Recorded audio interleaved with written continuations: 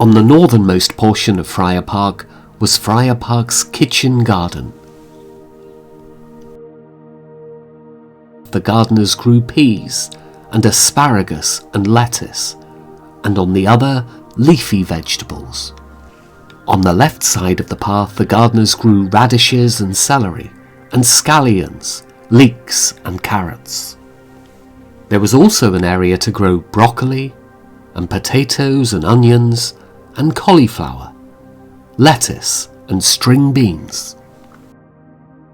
Flashes of freshly blooming flowers could also be found at Friar Park. On the northern portion of the property, Sir Frank had created a gorgeous garden where the glossy petals of roses would silently sway in the sunshine.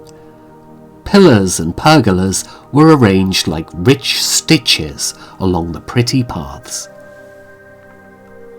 The central pathway of sweet smells was bowered over with branching growths and clusterings of flowers, including the bright red crimson rambler. There was an assortment of Dorothy Perkins, which was the first rose to ever have been named after a person.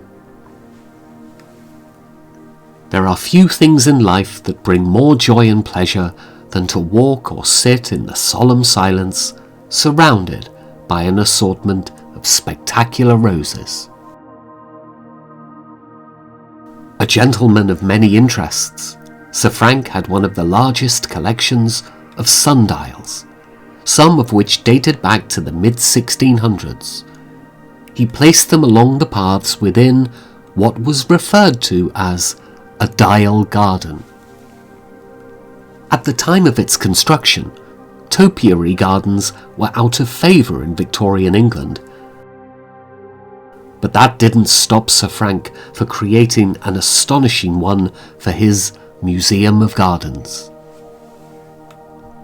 Replicating the layout of the Labyrinth of Versailles, the dial garden was filled with a large collection of topiary trees, clipped in an endless variety of shapes, such as tea tables, peacocks, presentation cups, columns, pyramids and ovals. A rhododendron garden was planted on a bank on one side of a dell. Big, bold and beautiful blossoms sprung from the soil in the spring and summer. The paths were designed in swirls and whirls to wend one's way toward the centre base. The largest rock garden in England was built at Friar Park. It was constructed upon about 3 acres. Legend has it that 7,000 tons of limestone were brought from Yorkshire to make it.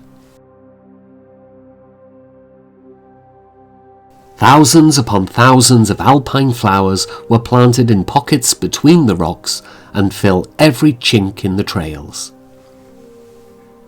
Planted in broad masses amid the rocks are hundreds if not thousands of different species, many with glazed green leaves that bloom throughout the year in both the shady and sun-drenched soil.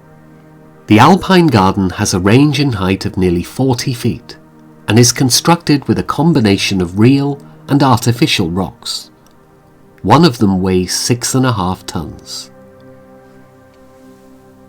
At the peak of the Alpine Garden was built a faithful reproduction of the Matterhorn. The snow-capped peak was made of pulverized quartz.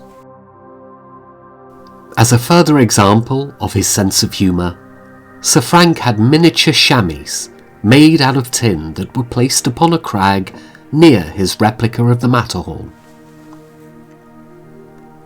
He then placed a telescope at the bottom of the Alpine Garden so viewers could look through it and see the chamois cavorting up on the slopes. From the perspective and distance from where they were viewed, the chamois appeared to be the proper size of real ones, as if seen from a distance in Switzerland. Located deep within the Alpine Garden are a series of artificial caves that have astonished all who have humbly stumbled and ambled through them.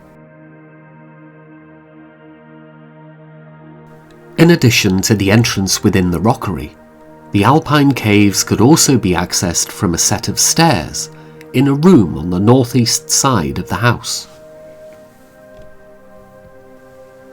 A sliding iron door to enter the caves was placed within a dim recess. Led by the dim light of candles, one would enter an area known as the Vine Cave because it was filled with berries made of glass, each filled with electric lights. From there were built roomy passages that led into a second section known as the Wishing Well Cave, that was filled with optical illusions.